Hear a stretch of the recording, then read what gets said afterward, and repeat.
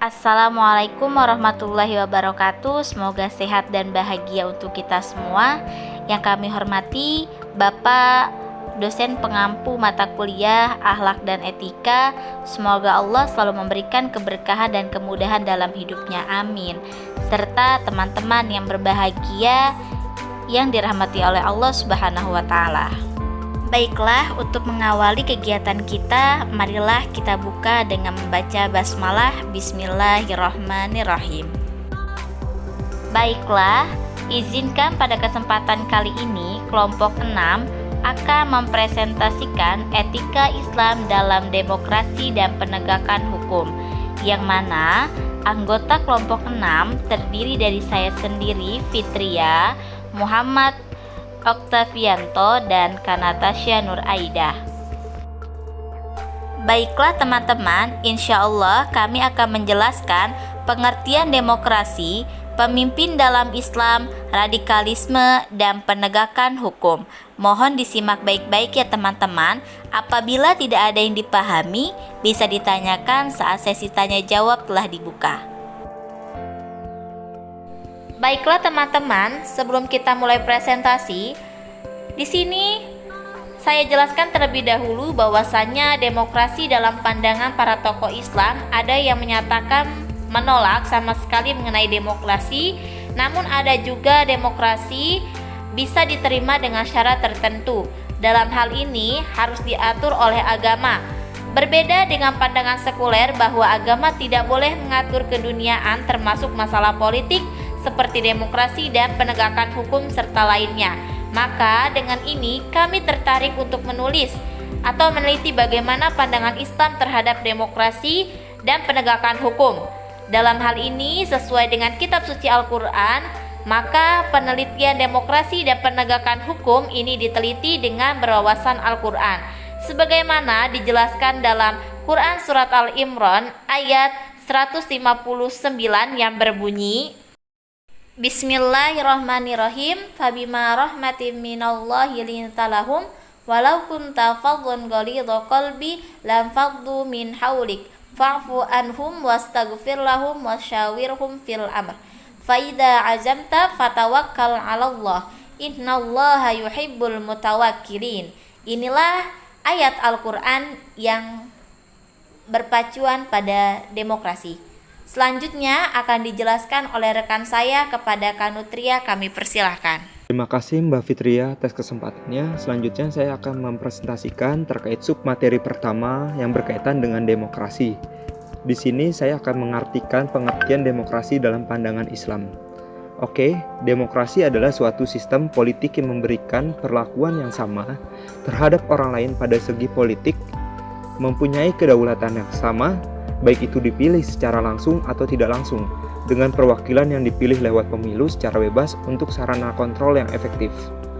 Jadi dalam dunia barat, kekuasaan mutlak di tangan rakyat. Hal ini senada dengan pendapat sekuler. Di masa Rasulullah SAW, majelis-majelis perwakilan seperti yang ada di negara-negara sekarang ini belum diatur dan mempunyai anggota tertentu dan terbatas, bersidang pada waktu tertentu dan mempunyai peraturan-peraturan yang lengkap. Agama Islam itu bersifat universal untuk segala bangsa, maka perlu disesuaikan dengan tiap-tiap tempat dan diselaraskan dengan segala masa. Sedangkan keadaan masyarakat dan pergaulan di suatu tempat atau di suatu masa sering berbeda dari tempat-tempat atau masa-masa yang lain. Maka kalau baginda Nabi Muhammad SAW menetapkan peraturan yang sesuai dengan masa dan tempat beliau saat itu, beliau tidak terlepas dari kekhawatiran kalau di kemudian hari umat beliau menyangka peraturan itu mesti begitu, tidak boleh diubah lagi walaupun tidak sesuai dengan keadaan tempat masa itu. Menutup mata mengikuti susunan dan peraturan yang ada saja, tidak memperhatikan tujuan dan manfaat dari pemusyawarahan itu sendiri. Karena itu baginda Nabi menyerahkan teknis dan format pemusyawarahan itu pada kebijakan umat yang sesuai dengan masyarakat, tempat dan masa mereka, selaras dengan keadaan dan kemaslahatan mereka di waktu itu. Selanjutnya saya akan membahas submateri kedua, yaitu pemimpin dalam Islam. Di sini saya akan menjelaskan terkait pengertian kepemimpinan dalam pandangan Islam. Oke, kepemimpinan menurut Muhammad Rias Rashad adalah sebuah konsep yang merangkum berbagai segi dari interaksi pengaruh pemimpin dengan pengikut dalam mengejar tujuan bersama. Dalam Islam, pemimpin bisa dikatakan khalifah, imamah, atau amir. Syarat pemimpin dalam Islam menurut Al-Ghazali adalah ada 10 syarat, yaitu berilmu, mengetahui politik, perang dan administrasi, kondisi jiwa raga yang baik, berlaku adil dan berakhlak mulia, memiliki kualifikasi kepemimpinan penuh, seperti harus muslim, laki-laki, berakal dan bebas. Oke, selanjutnya materi akan direpresentasikan oleh Saudara Natasha Nuraidah Hasanah. Dipersilahkan. Terima kasih. Wassalamualaikum warahmatullahi wabarakatuh. Baik, di sini saya Natasha Nuraidah Hasanah akan menjelaskan tentang radikalisme dalam Islam.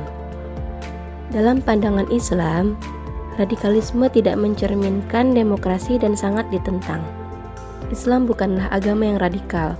Hal ini dapat kita lihat dalam firman Allah pada surat Al-Baqarah, surat kedua di ayat 143 yang bunyinya A'udzu billahi minasyaitonir rajim. Bismillahirrahmanirrahim. Wa kadzalika ja'alnakum ummatan wasatan litakunu syuhada'a 'alan nasi wa yakunar rasulu 'alaikum syahida. Wa ma ja'alnal qiblata allati kunta 'alaiha illa lina'lama man yattabi'ur rasula mimman yanqalibu 'ala aqibaihi. Wa in kanat lakabiratan illa 'alal ladzina hadallah. Wa ma kana Allahu liyudi'a imanakum. Innallaha bin-nasi laraufur rahim. Yang artinya, dan demikian pula kami telah menjadikan kamu umat Islam, umat pertengahan, agar kamu menjadi saksi atas perbuatan manusia dan agar Rasul Muhammad menjadi saksi atas perbuatan kamu. Kamu tidak menjadikan kiblat yang dahulu, kamu berkiblat kepadanya, melainkan agar kami mengetahui siapa yang mengikuti Rasul dan siapa yang berbalik ke belakang. Sungguh, pemindah kiblat itu sangat berat, kecuali bagi orang yang telah diberi petunjuk oleh Allah, dan Allah tidak akan menyia-nyiakan imanmu. Sungguh, Allah Maha Pengasih, Maha Penyayang kepada manusia. Quran Surat Al-Baqarah, surat kedua ayat 143. Kalau ada yang radikal itu karena tidak menjalankan ajaran Islam secara benar, bahkan Islam melarang sikap radikal karena tidak mengenal dari mana dia berasal, dia adalah pemahaman yang melampaui batas kewajaran baik itu di bidang agama, politik, ekonomi, budaya, dan lainnya. Selanjutnya ialah penegakan hukum dalam Islam. Dalam pandangan Islam, penegakan hukum merupakan hakim sesuai Nabi Muhammad SAW membagi hakim kepada 3 bagian sebagaimana sabda Rasul dari Ibnu Buraidah dari ayahnya dari Nabi Muhammad SAW bersabda, hakim itu ada 3 golongan. 1 golongan masuk surga, sedangkan 2 golongan yang lainnya masuk neraka. Adapun golongan yang masuk surga adalah hakim yang mengetahui hukum yang sebenarnya menurut hukum Allah dan dia menghukum dengan hak itu. Sedangkan hakim yang mengetahui hukum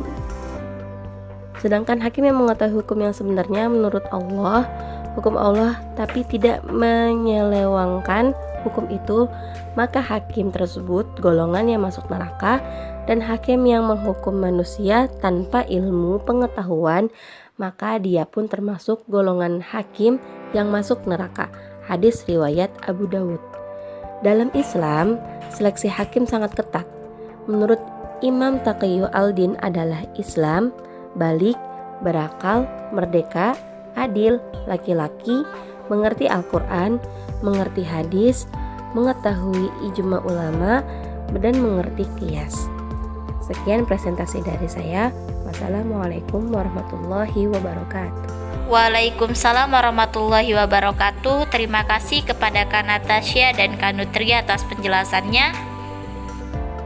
Baiklah teman-teman semua, adapun simpulan dari materi kita bahwasannya adanya perbedaan pendapat para tokoh Islam dalam menyikapi demokrasi dalam sistem pemerintahan. Ada sikap penolakan, ada juga demokrasi yang diterima asalkan sesuai dengan aturan yang ada dalam Al-Quran. Nah, dalam kajian demokrasi yang berwawasan Al-Quran, maka adanya ayat menganjurkan demokrasi pada surat Al-Imran ayat 159 yang tadi telah dibacakan. Ayat tersebut menggambarkan bagaimana masalah urusan diselesaikan dengan cara bermusyawarah. Adapun format dan teknis musyawarahnya sesuai dengan kebijakan umat sesuai kondisi, tempat, dan masa. Kesepakatan musyawarah tersebut adalah kesepakatan yang baik, tidak melanggar agama, tidak boleh melakukan kesepakatan yang buruk sebagaimana firman Allah yang menjelaskan dalam surat Al-Maidah ayat 2. Begitupun pada penegakan hukum dan aturan yang ditetapkan dalam Al-Quran. Hal ini tergambar pada surah Al-Maidah ayat 8 yang memerintahkan agar seseorang yang beriman harus mengagungkan perintah Allah agar benar-benar menegakkan keadilan. Jangan karena merasa kebencian maka tidak berlaku adil. Dengan adanya ayat yang menganjurkan demokrasi dan penegakan hukum, maka Islam tidak bisa dipisahkan dengan masalah keduniawian, khususnya pada demokrasi dan penegakan hukum. Dengan demikian, pendapat sekuler tidak sesuai dengan Al-Quran atau pandangan agama Islam.